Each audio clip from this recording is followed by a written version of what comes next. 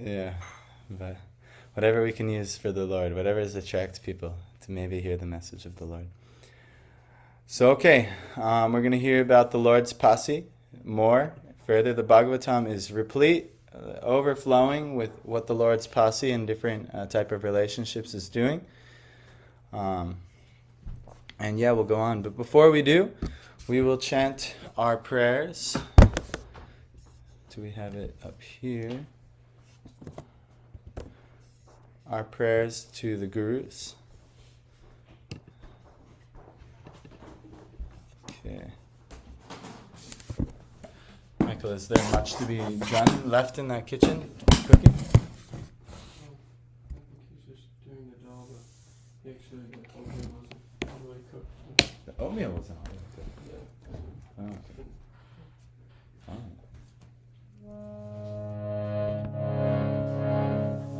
Maybe Ben, you can scroll through that.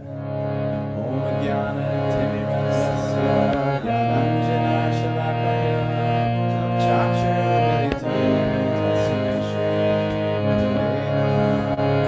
Shri Chaitanya Manavishnu Snapitamena Bhutale Svayambhuvakadamaya Nidati Svapadantikam Vandeham Shri Guru Shri Yuta Parakamala Shri Vaishnavascha Shri Rupam Sangajatam Sahagana Raghunath Pandita Tam Sajivam Sadvaitam Savadutam Harijana Sanitam Krishna Chaitanya Devam Shri Radha Krishna Padam Sahagana Lalita Shri Vishakam Hey Krishna Karuna Sindhu Dinabandhu Jagapate Gopesha Gopika Kanta Radha Namaste Tapta Kanchana Gauranga Radhe Vrindavaneshwari Vrishabhani Sute Devi Pranamami Panchakalpatarubhyascha Kripa Sindhudeva Cha Patitanam Pavanebhyo Namo Namah Jai Shri Krishna Chaitanya Prabhu Nityananda Shri Advaita Gadadhar Srivasadi Gaura Bhaktivinoda Hare Krishna Hare Krishna Hare Rama Hare Hare Krishna Vishnaya Bhutale Srimate Bhaktivedanta Swami Namaste Saraswati Devi Gauravani Pracharine Nirvishesha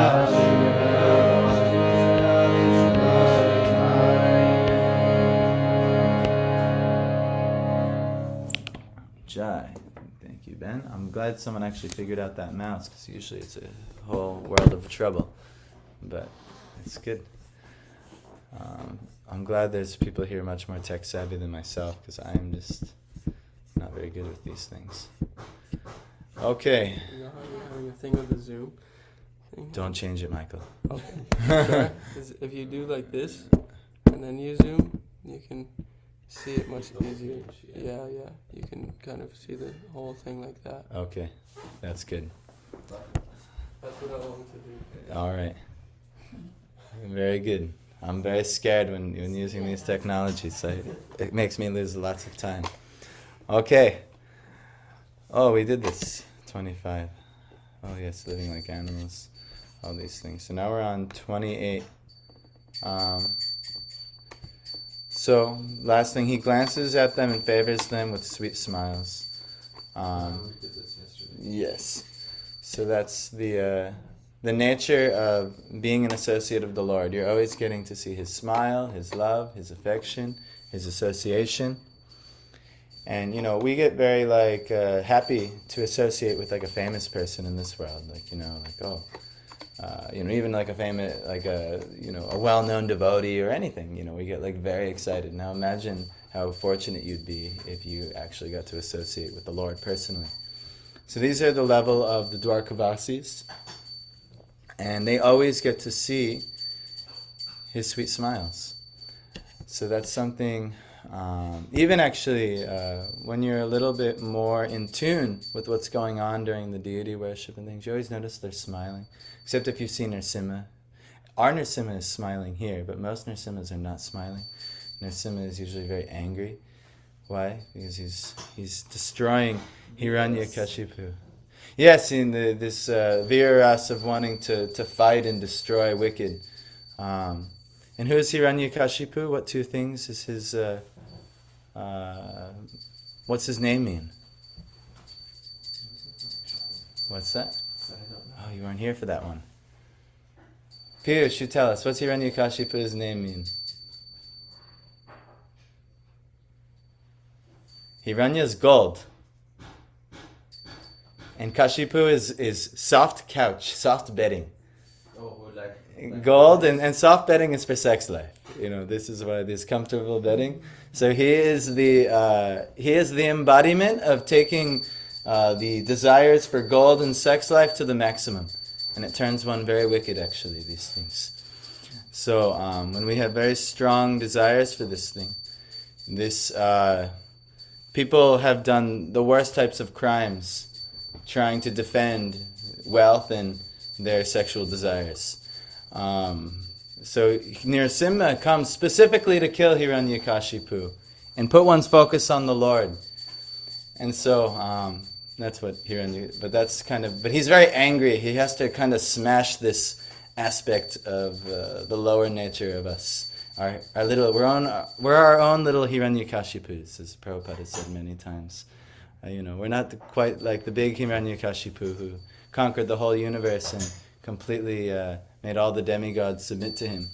But we, in our own way, are oftentimes trying to design our life like some little Hiranyakashipus.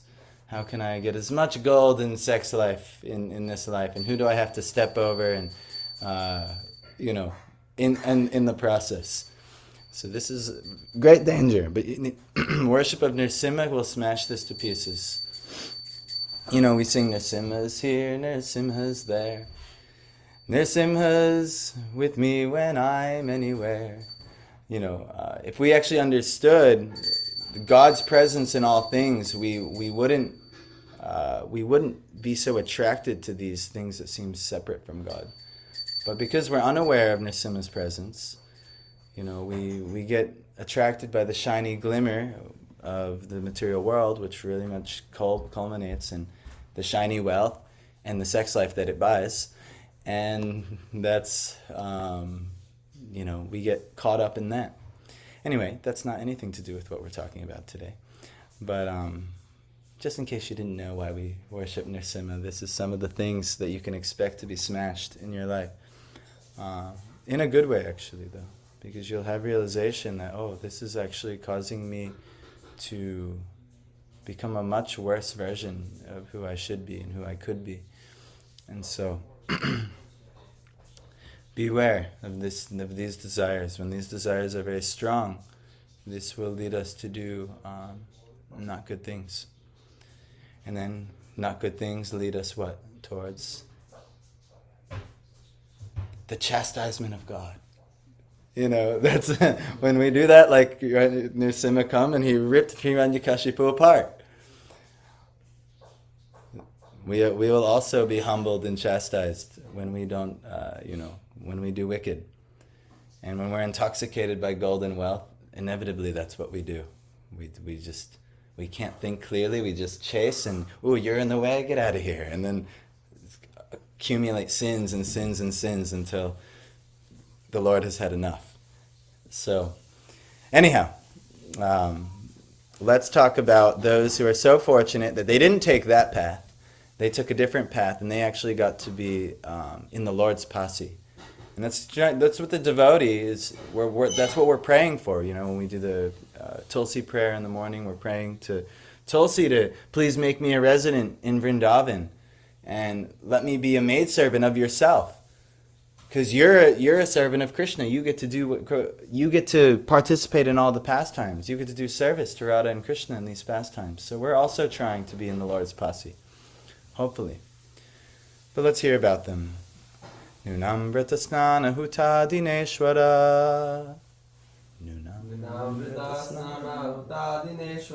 Samarchito hyasya grihita panibi. Pibanti yasakya dharamritam muhur. Rajastriya samuhur yadashayaha. Nunam, certainly in the previous birth. Vrata, vow. Snana, bath. Huta, sacrifice in the fire. Adina, by all these. Ishvara, the personality of Godhead. Samarchita, perfectly worshipped. He, certainly. Asya, his. Grahita panibi, by the married wives. Pibanti, relishes. Yaha, those who. Saki, O friend. Adara amritam, the nectar from his lips. Muhu, again and again. Vrajastriya, the damsels of Vrajabhumi. Samu muhu, often fainted. Yat ashayaha, expecting to be favored in that way. Translation. O friends, just think of his wives, whose hands he has accepted. How they must have undergone vows, baths, fire sacrifices, and perfect worship of the Lord of the universe, to constantly relish now the nectar from his lips, which is by kissing. The damsels of Vrajabhumi would often faint just by expecting such favors. So, this is what we were just talking about. All of the sadhana that we do. Craig, good morning. Hare Krishna. No, we're so happy to have you. Better late than never. So, the kissing of Krishna. Yesterday, Michael had a really awkward. He's offering, so Michael, you continue offering with sincerity.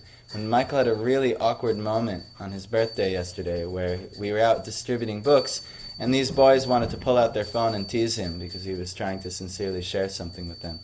And I'm across the street, and I'm seeing it, and Michael's, he's going through the lines of the book distribution, and I'm seeing the phone come out, and I'm like, no! I'm like trying to yell to Michael.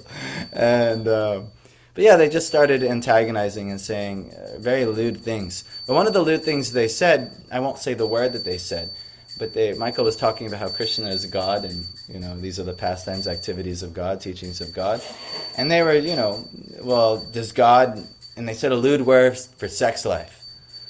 And, so Michael really didn't know how to, go about that, that was a kind of a shock to, most people aren't so crass and lewd. But anyhow, so I think he got a little bewildered by that type of circumstance. But actually, he could have talked about the sex life of God, because it's there, And actually, there is a pure spiritual sex life. It's not going to be with people of this world, actually. There is a way where you can, use this function in a very pure way. My humble attempt of my wife and I, the baby didn't get there magically.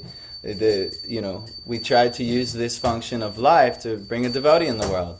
And only by bringing a devotee in the world will that function be purified. And we have a lot of work on our hands ahead of us.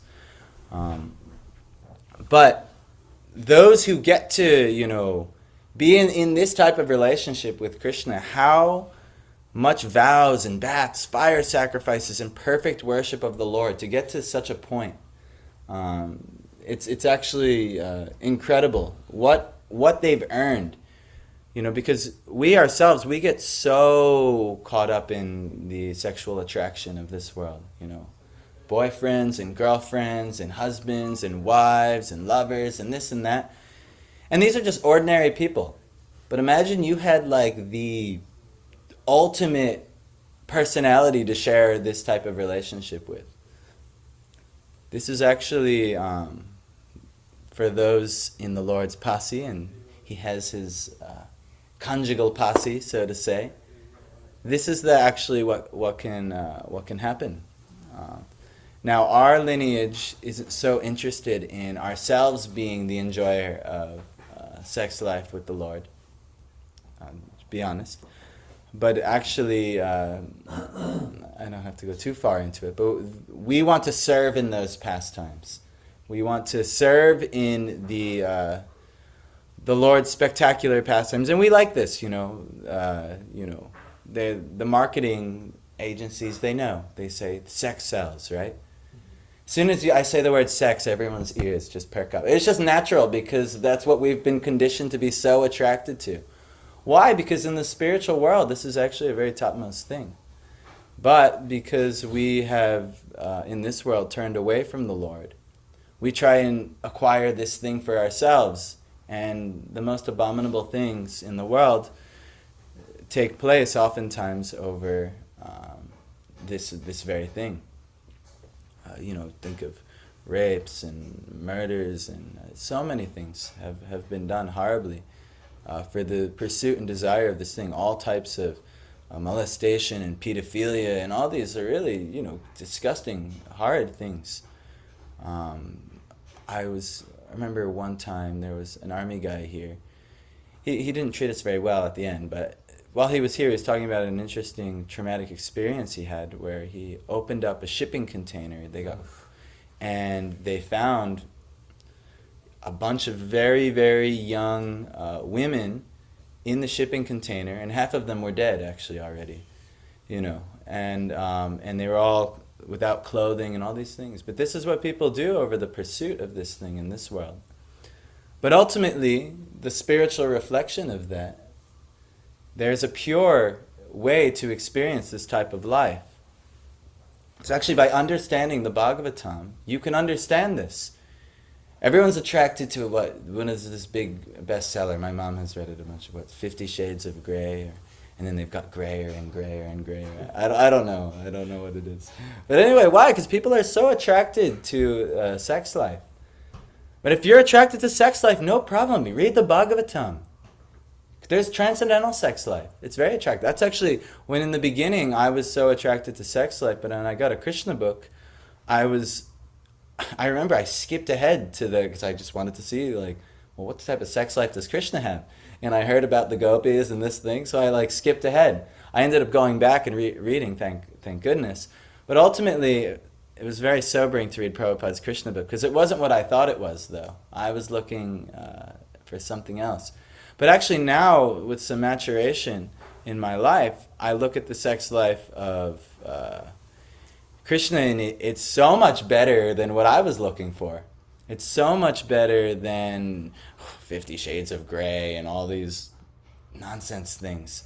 What's to speak of all the, they've got these sex shows. One of these, my wife grew up watching it. Mom grew up watching it. My mom grew up this Sex in the City or something like that, or Sex and the City. I don't know what the name of the thing is, but this is so prominent. So no problem.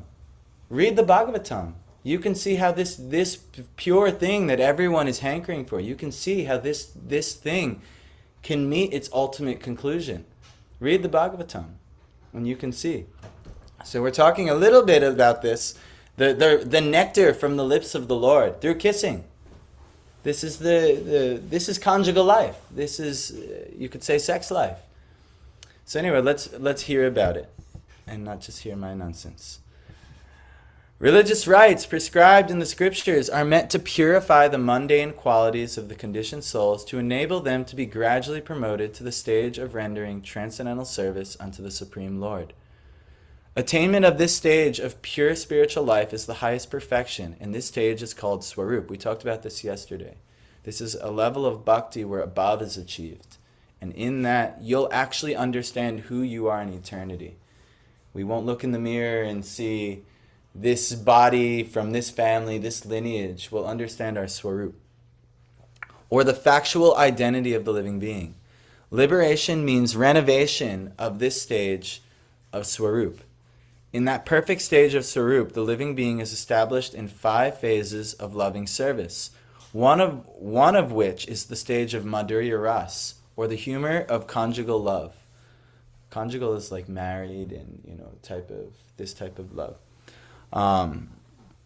The Lord is always perfect in himself, and thus he has no hankering for himself. He, however, becomes a master, a friend, a son, or a husband to fulfill the intense love of the devotee concerned. As we surrender unto the Lord, he rewards us accordingly. He's self-satisfied. He's Atmaram. But at the same time, yes. So, what about Radharani?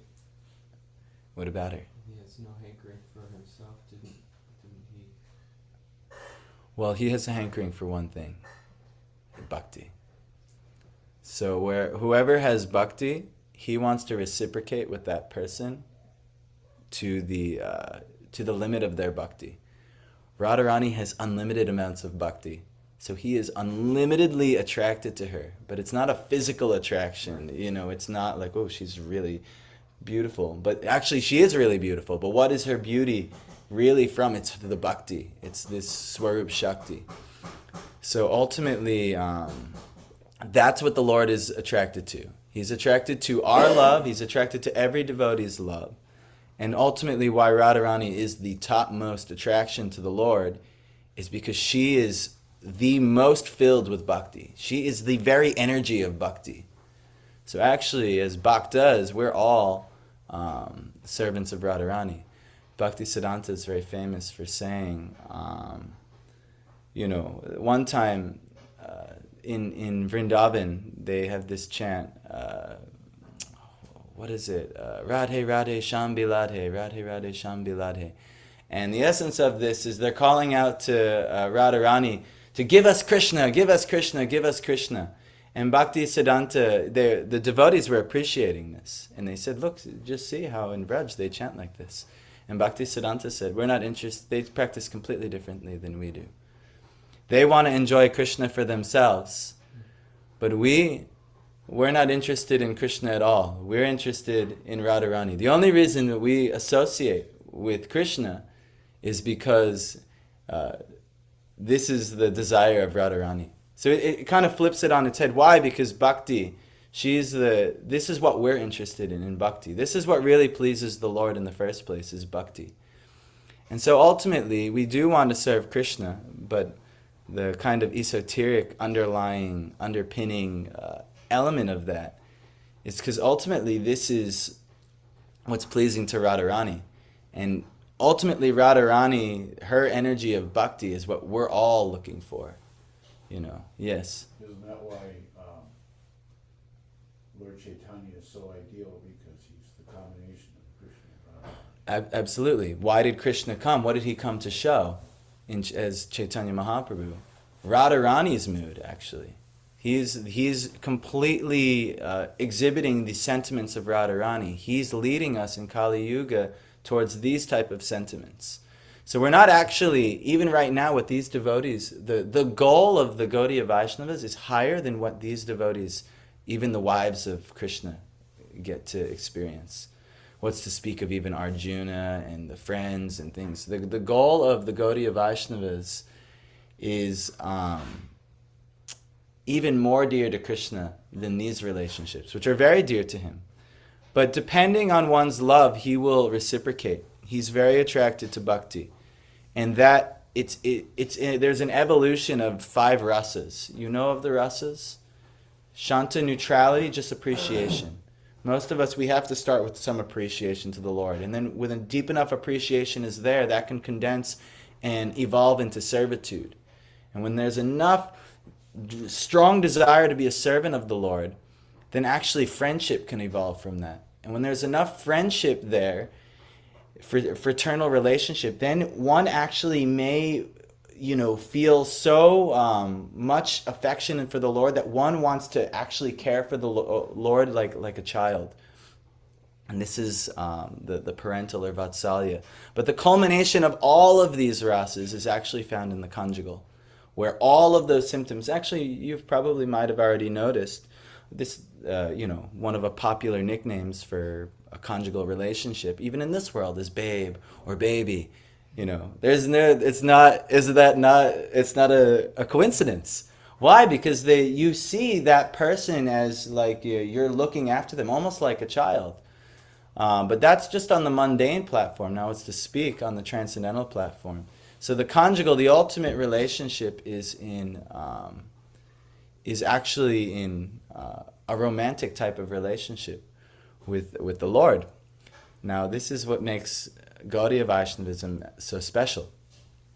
But you're not some people, I remember one time somebody got wind that Krishna has a sex life, and they were like a new bhakta. They were in a yoga teacher training that I was in, and she's like, I don't want to have sex with Krishna, and like she might have had some trauma. I don't know what it was, but anyway, I was like, you don't have to, like, no worries, you don't have to, like, that's not that's not what you have to do. And he's, especially if you don't want to, he's definitely not going to want you, but that's, but that is available for those who desire to worship in this way. And you see that. They're remarking what type of austerities and vows and baths and fire sacrifices and perfect worship they must have done to constantly relish now the nectar of the Lord's lips in this relationship. So anyway, let's keep reading. The Lord is always perfect in himself, and thus he has no hankering for himself. We read that. Okay, we talked about the rasas. He can show up in these different relationships. Herein, two classes of devotees of the Lord are mentioned in the stage of conjugal love. One is swakiya, and the other is parakiya. Both of them are in conjugal love with the personality of Godhead, Krishna. Let's see if he explains those two words. Yes, he does. The queens at Dwarka were swakiya, or duly married wives, but the damsels of Vraj were young friends of the Lord while he was unmarried. The Lord stayed at Vrindavan till the age of 16, and his friendly relations with the neighboring girls were in terms of parakiya. These girls, as well as the queens, underwent severe penances by taking vows, bathing, and offering sacrifices in the fire as prescribed in the scriptures. The rites, as they are not an end in themselves, nor are fruitive action, culture of knowledge, or perfection in mystic powers ends in themselves. They are all means to attain to the highest stage of Swarup, to render constitutional transcendental service to the Lord. So there's a couple things we hear. A lot of times we do all kinds of activities. I'm going to do penances, I'm going to do vows, I'm going to, do this activity, that activity, and that activity, because we want the fruit of that thing. But what's the ultimate fruit is that the revelation of your Swarup. That's the ultimate fruit. That you actually understand your relationship with the Lord and you can act upon that relationship. Not that like, all right, I'm going to do all this and then finally a job will appear. Or I'm going to do all this and finally enough wealth or a better situation or a girlfriend or a boyfriend comes or all these things. These are not ends. They don't give any lasting happiness. We've all probably, who here has felt some heartbreak in your life? Yes, we've all felt it. We've all felt heartbreak in our life. Why? Because these things come to an end. And even, okay, I did it. I found a wife. It's perfect. If she passes from this world before me, I will bitterly lament. If I pass before this world before she does, she will bitterly lament. These are ends. These things will come to an end. We can't place our stock of happiness in this. Same with my child. I have a child now. He's coming. It's becoming more and more evident. There's no stopping it at this point. But, just like we're all going to lose our parents at some point, he will get separated from us. Even though whatever, and even when I'm passing, I may, if I'm, not completely fixed upon the Lord at that time, I will probably be lamenting my child or this child or my whole slew of children. Doesn't matter. It has to end, these relationships. Your wealth, all these fruits have to end. But what never has to end is your Swarup, your eternal relationship with the Lord. Actually, if you do this life very nicely, you will achieve that and begin your eternal life from here. This is that's a wonderful thing. Imagine. But there has to be some endeavor. Look at all the things they did to achieve this thing. Because he's attracted to what? What is the Lord attracted to? Bhakti. What's another word for bhakti? Yes, what's another word for bhakti? Devotional service. Yeah. So surrender is part of it. But devotional service. And service means endeavor. You just, oh, I'm going to meditate upon serving you. I'm like, all right, great, come. I have something really nice to do. Let me just sit here and meditate. And, okay, you're a great servant, But like, this is there's an actual endeavor. We have to act. We have to endeavor. Not whimsically, oh, I'm going to endeavor this way. I'm going to endeavor this way. No, under guidance. Under his suggestion. Yes, please, this is what I'm really looking for. And then we act. Once we know, we act. But we have to make an endeavor. That's what bhajan is. We sang, at birth we had promised Krishna to relish his bhajan. Because when we're in the womb, we're in such pain and misery, and we remember our lives, and we remember how we didn't really take the steps to worship the Lord. And in that moment, we promised the Lord, I will worship you in this life. I will. And then we come out, and Maya gets us, and we don't. But you have the chance. Here it is. So anyhow, where are we? These girls, as well as the queens, underwent severe penances by taking vows, bathing, and offering sacrifices in the fire as prescribed in the scriptures. These are endeavors. The rites as they are not an end. Oh, we read that.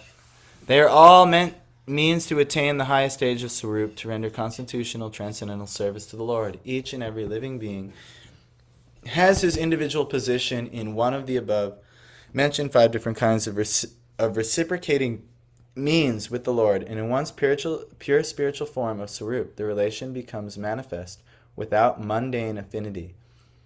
Meaning you, let's just say you're going to become a lover of the Lord, or let's just say a friend of the Lord.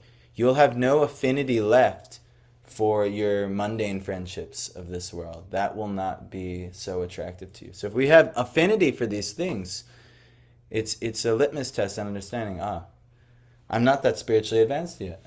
If these mundane relationships in the world, and it could be with your parents, it can be with your siblings, it could be with your friends, it could be with your spouse or your partner. If these really deep affections are there, we're not yet spiritualized. But this is the process of getting spiritualized, and there's a lot of actions and endeavors, and we're doing them. Sadhanas, they're called, practices. The kissing of the Lord, either by his wives or his young girlfriends who aspired to have the Lord as their fiancé, is not of any mundane, perverted quality. Had such things been mundane, a liberated soul like Shukadev would not have taken the trouble to relish them, nor would Lord Sri Chaitanya Mahaprabhu have been inclined to participate in those subjects after renouncing worldly life. The stage is earned after many lives of penance. So that's the truth right there. Prabhupada did talk about back to Godhead, but back to Godhead may be many, many lives of spiritual activities. It is possible after one life. But he's saying here, the stage is earned after many lives of penance. Yes? Not really a question, but maybe like an opening for discussion. Sure. This just strikes me as one of the more dangerous concepts to take cheaply. Yes. For sure. There's a lot of like so-called yogis running around thinking they're having sex with God, and it's very concerning. Yes. I mean, what he's saying here, it's not going to be, it's not mundane at all. It's not going to be, it's not like you're going to find someone in this world and, we're having sex. I'm actually having sex with Krishna, or, I'm having sex with Radharani or whatever. These are crazy, fanatical, really bad ideas. These are like from the ilk of Osho and all these really, they've just, they're trying to put mundanity, or what is it, profanity, on this something completely profound, completely transcendental. This stage is earned after many lives of penance. You're likely not in this body, in this form, not going to be having any sex life with the Lord in this life. And it's not easy, I actually, there was a really interesting experience I had in Vrindavan this year. We went and saw a Swami. And he's outside of the realm of our lineage. And a lot of people, be careful, be careful, be careful. And I was very hesitant to hear from him. But at the same time, I was like, well, I still want to hear something from him. And so we went and heard, and it was nice. He's sharing a work from our Goswamis. And I was really interested in this Swarup. I wanted to know, how can I know my Swarup? How can we know our Swarup? And he was talking about the Sakyas, or the friendship Swarup. And so, I asked him, like, how can we understand our Swarup? And he's like, well, you're initiated, aren't you? And I said, yes. And he said, well, what is this? What should you think you should work on? And then I was kind of confused. He said, a Das, Ram Das. Yeah, everyone who gets initiated, they take the name Das, Mukunda Das, and so on. And then I sat and thought about it, and he elaborated on this, how this foundational ras, or this foundational relationship of Das, has to be there. And in this life, you should focus on how I can be a Das. Or, as Prabhupada says, how you can do what? Devotional service, which is the role of a Das. How can I be of service? So yeah, people who think, oh, I'm in the Madhurya Ras and I'm associating with Krishna in this way. If you don't go through the foundational relationships and don't maximize how you can practice these things, how can you achieve such a high thing? I'm going to build a house, but I'm not going to put a foundation in. Yes. Jesus, he spoke like this, he says you have to build your house on a hard place. You can't build it on these shifting sands. So a lot of these, it's what the acharyas would call sahajas. They take things very cheaply. Oh, I'm a lover of the Lord now, and this young girl, it reminds me of the gopis, and now we're having Rasalila, and just disgusting type of. It's just mundane. They're just enjoying their illusory body in a sexual way, and they're not actually achieving anything. So this has been the number one problem actually in devotional service. And actually every time the great devotees come and then disappear, this arises again, where people take it cheaply and people have to smash this. It happened with Bhaktisiddhanta, Bhaktivinoda Thakur, who else did it? Vishwanath Chakravarti Thakur. They all came and reestablished, because people, they went off, they just took it cheaply, and then Maya crept in, and then everyone's attracted to having sex life in the name of the Lord, and then the whole thing gets lost altogether. But yeah, this is the most dangerous thing. That's a good observation. And you see it, actually. This can be a huge danger. Next verse. What time is it, by the way? 56. Okay, good time. Yaviryas shulkena hrita svayambare Pramatya chaidya pramukhan hi shushmina Pradyumna sambamba sutadayopara Yascharita boma vadhe sahasrashaha. Where's Tanmay, by the way? What is it, just staring? No, I think he was making the doll. Oh, I thought he did already. So synonyms. Ya, the lady. Virya, prowess. Shulkena, by payment of the price. Rita, taken away by force. Swayambare, in the open selection of the bridegroom. Pramathya, harassing. Chaidya, King Shishupal. Pramukhan, headed by, he, positively. Shushmina, all very powerful. Pradyumna, Krishna's son. Samba, Amba, Suta Adaya, children. Apara, other ladies. Yah, those. Cha, also. Ahrita, similarly brought. Boma Vadhe, after killing the king. Sahasrashaha, by the thousands. The children of these ladies are Pradyumna, Samba, Amba, etc. Ladies like Rukmini, Satyabhama, and Jambavati were forcibly taken away by him from their Swayamvara ceremonies after he defeated many powerful kings, headed by Shishupal. And other ladies were also forcibly taken away by him after he killed Bhaumasura and thousands of his assistants. This will totally need explaining. All of these ladies are glorious. Well, let's let Prabhupada explain it first. Exceptionally qualified daughters of powerful kings were allowed to make a choice of their own bridegrooms in open competition. And such ceremonies were called Swayamvara, or celebration or selection of the bridegroom. Because the Swayamvara was an open competition between the rival and valiant princes, such princes were invited by the father of the princess, and usually there were regular fights between the invited princely order in a sporting spirit. But it so happened that sometimes the belligerent princes were killed in such marriage fighting, and the victorious prince was offered the trophy princess for whom so many princes died. This is not going to be okay with modern PC, politically correct understandings of marriage. But anyhow, we'll continue.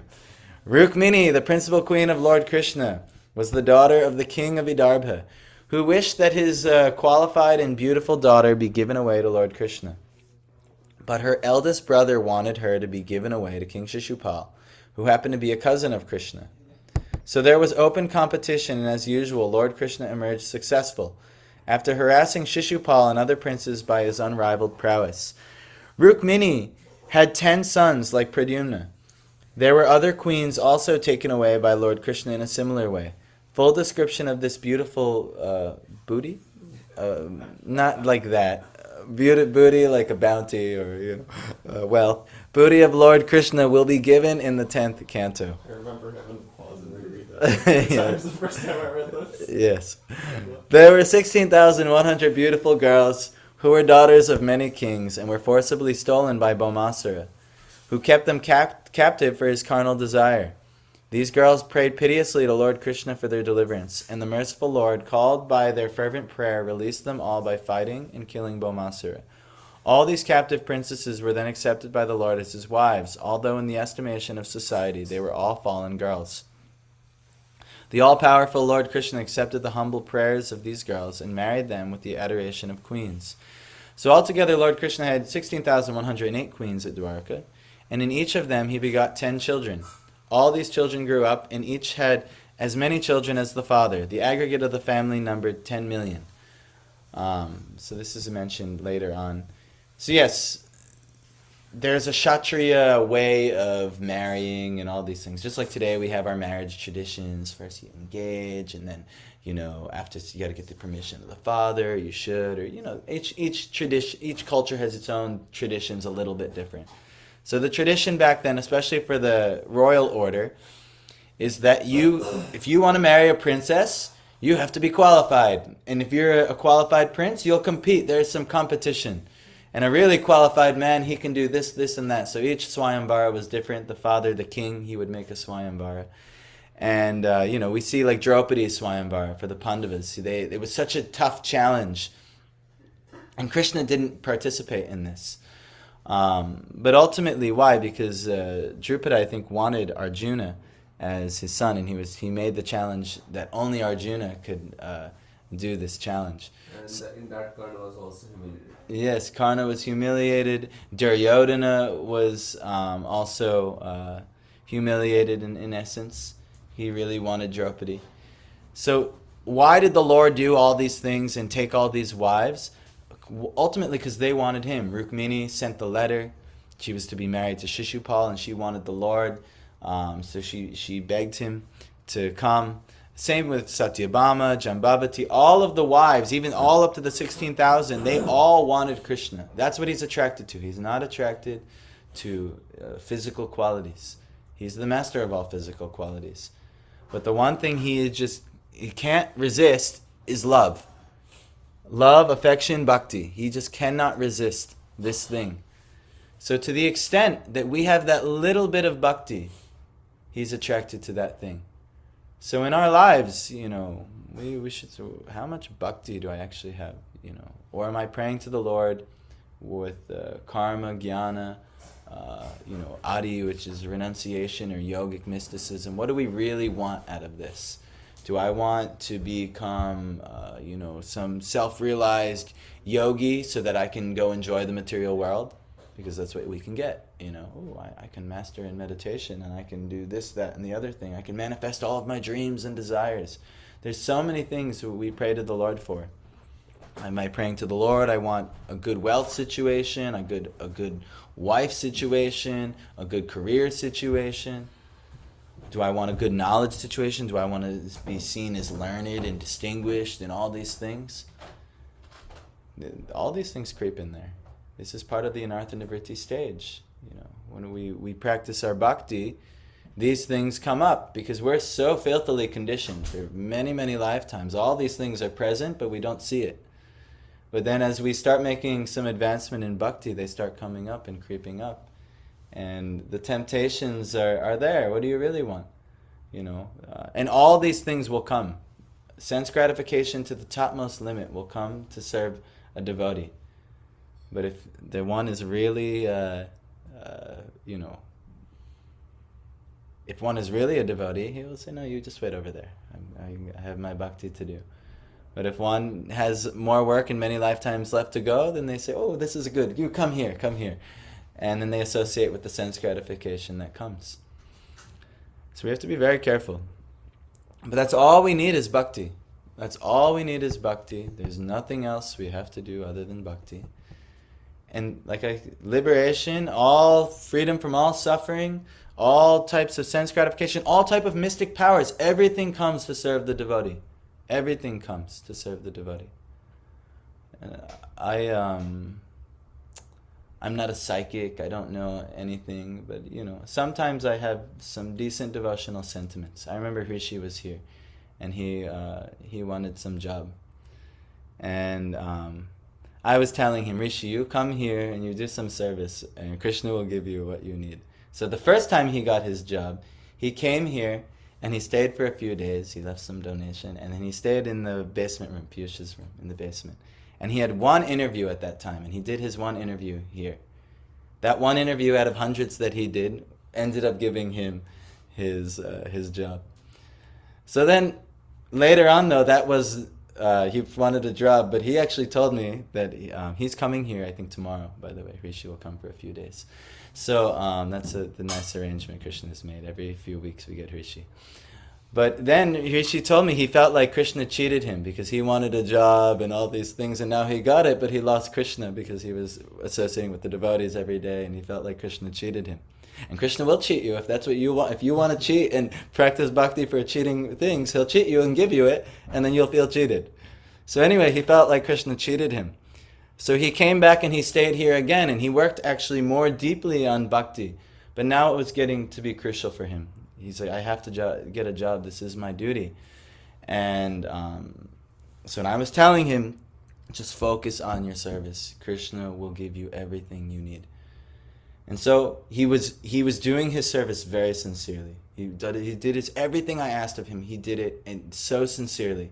And then every other second of the day, he was on doing the applications, doing his other things that he was supposed to be doing. And then job opportunities came. Naturally, when you put in some endeavor, Krishna is not going to leave you bereft. So job opportunities came. And so he was like, well, I really want this job down in Houston. I really want this one. And he was giving all these reasons. I don't know why he wanted to be in Houston. And I was like, no, I don't really like that. I don't really like I don't like that for you, Rishi. We need more because Rishi is very, very learned, actually. He's been practicing bhakti for some years. As long as I've been practicing bhakti. He should be sharing bhakti. I was like, no, there's huge communities down there. You don't need that. So anyway, he gets stationed up in Buffalo.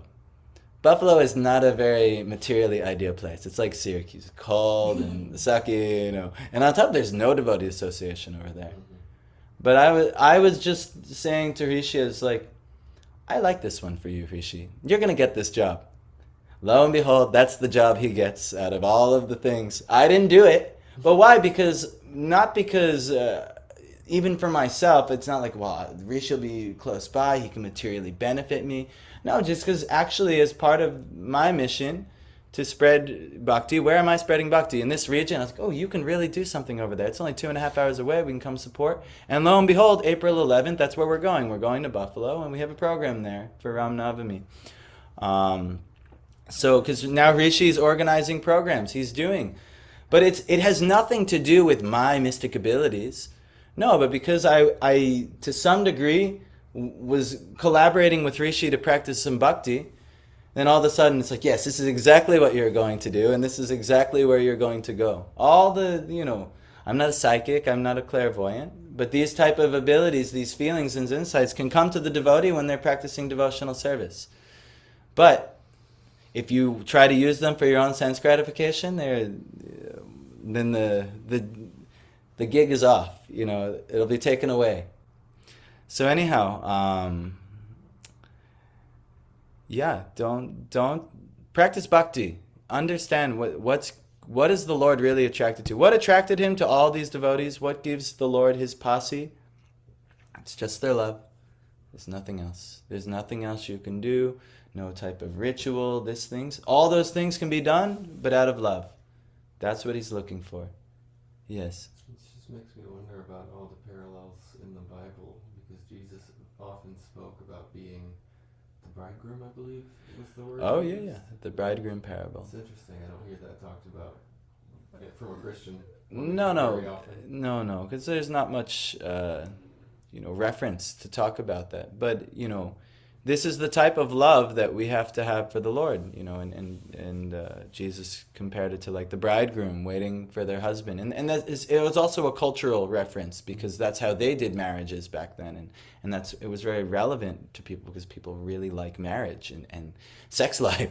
That's what everyone's really looking for in the world from time immemorial. That's what they're looking for, and that's what they'll look for in the future in the material world.